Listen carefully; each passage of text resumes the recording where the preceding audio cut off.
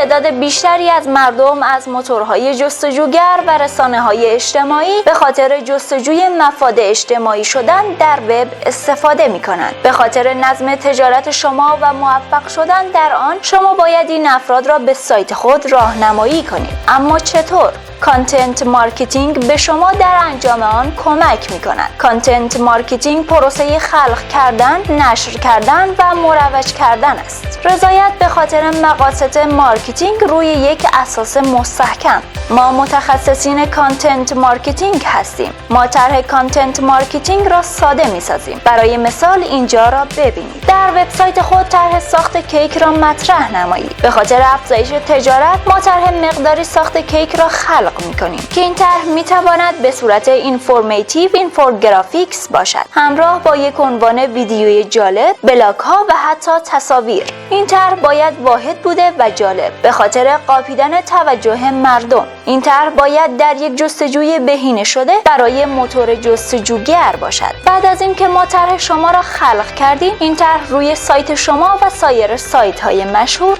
نشر خواهد شد. چون طرح شما یک طرح بهینه شده برای جستجو با کلمات کلیدی مناسب است، مردم سایت شما را با طرح جالب آن پیدا خواهند کرد، همراه با معلومات کامل در رابطه با ساخت کیک. و بعد از اینکه شما سایت خود را آپدیت همراه با کیفیت کردید، تعدادی از مخاطب‌های شما پیوسته در ارتباط بوده و به مدت طولانی تری از آن استفاده می‌کنند و این به شما کمک می‌کند تا شما امضا کننده‌های بیشتری نسبت به طرح خود داشته باشید. مردم طرح شما را در صفحات اجتماعی با دیگران شریک می‌سازند و شما مخاطبان زیادی در سایت خود پیدا خواهید کرد که نتیجه آن ترافیک زیاد، شهرت ارتباطی بالا، ترتیب بالای موتورهای جستجوگر خواهد بود. این طرح نتیجه افزایش نرخ معاملات و تجارت بیشتر برای شما خواهد بود. اگر شما به دنبال افزایش ترافیک در وبسایت، جذب اذهان اجتماعی، مشاهده صفحات وب و ایجاد درآمد بیشتر در تجارت هستید، ما می توانیم به شما کمک کنیم تا به آن دست یابید. از وبسایت ما دیدن کنید تا در مورد ما بدانید.